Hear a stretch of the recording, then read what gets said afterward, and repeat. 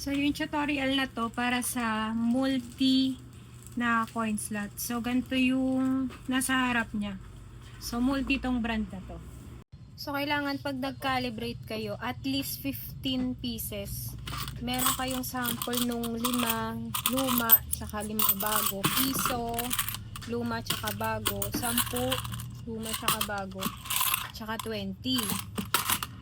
So, ito yung coin slot natin. Ito yung likod.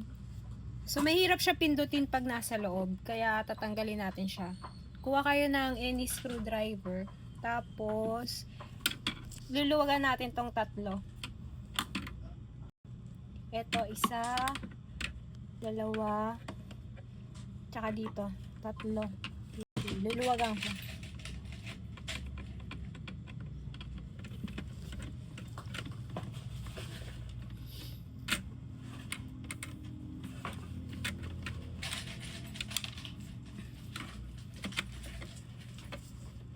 So, kahit hindi nyo natanggalin yung cable, itong screw lang.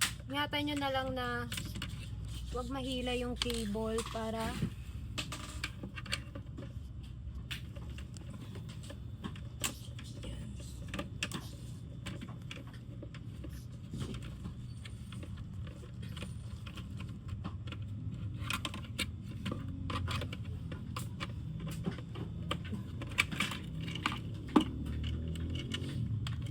ayan, ganyan siya. So, ito yung mga kailangan nating pindutin sa loob. Tapos, pindutin ng sabay. Yan, letter E. Click nyo yung add. 1, 2, 3, 4. So, pag 4 na, click nyo yung set button sa taas. Yan. Pag P1 yung lumitaw, so, P1 is 15. Ay, P1 is 1 pala. P1 is 1. Tapos, set button ulit. P2 is 5. Yan. Tapos, set ulit. P3 is 10.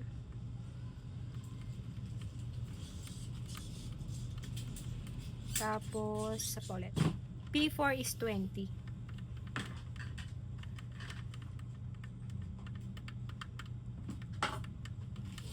Tapos, yan. Set ulit. Pag bumalik na siya dyan, click natin yung set. A, bago set ulit. Yan. Pag nag-A1 na siya, ibig sabihin niya, magsasample na tayo ng piso. So, make sure na halo yung bago at lumang piso. So, magre-ready ako ng 15 pieces.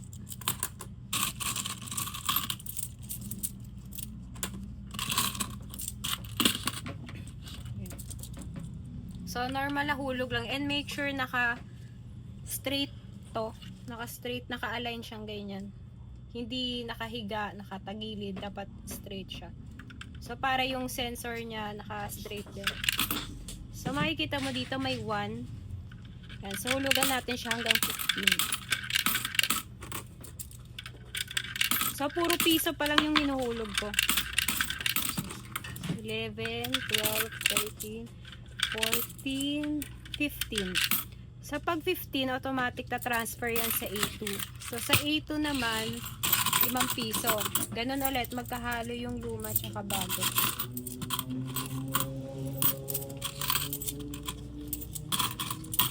$15 din. 1, 2, 3, 4, 5, 6, 7, 8, 9, 10, 11, 12, 13, 14, 15. A3, 10. So, mas okay kung pantay yung dami nung bago tsaka luma. Kasi yung mga sinasample natin, diyan magbe-base yung mga tatanggapin niya.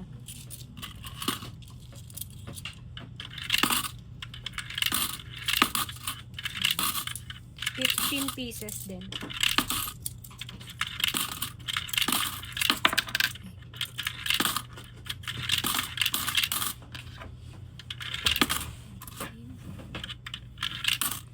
Then last natin A4 sa 20.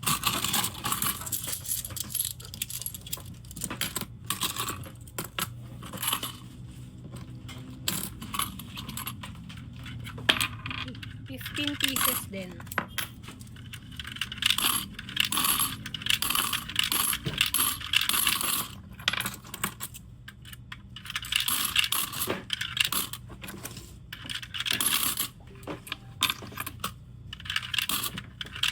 Yan.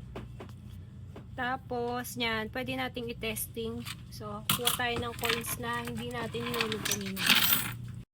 Tapos natin mag-calibrate, pwede na natin siyang ibalik doon.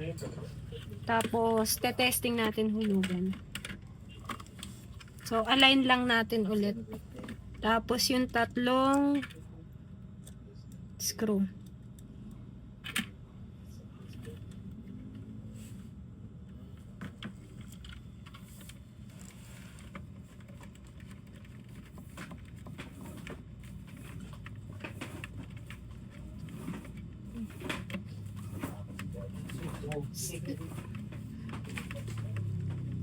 Ayun.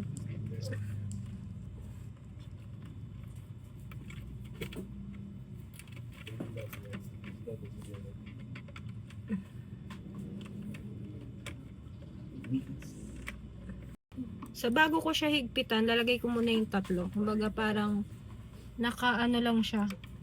Nakaalalay na higpit lang. So, para madali siya i-adjust. Hindi ko muna higpitan. Alalay na ano lang, lagay lang.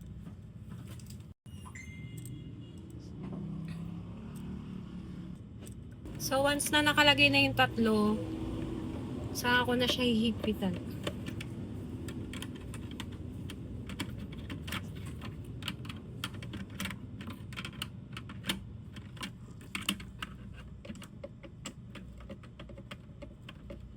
Yan. So, mahigpit na. Testing na natin.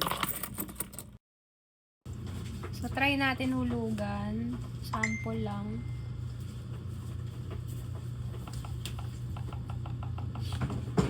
Sample lang to. Yan. Try natin maghulog. So, ito yung mga coins na hindi galing sa pinang-calibrate ko kanina. 20.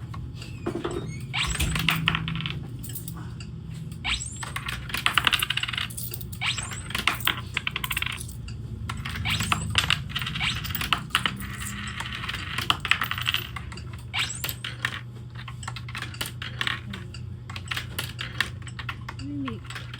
Yan. Try pa tayo ng iba. 20.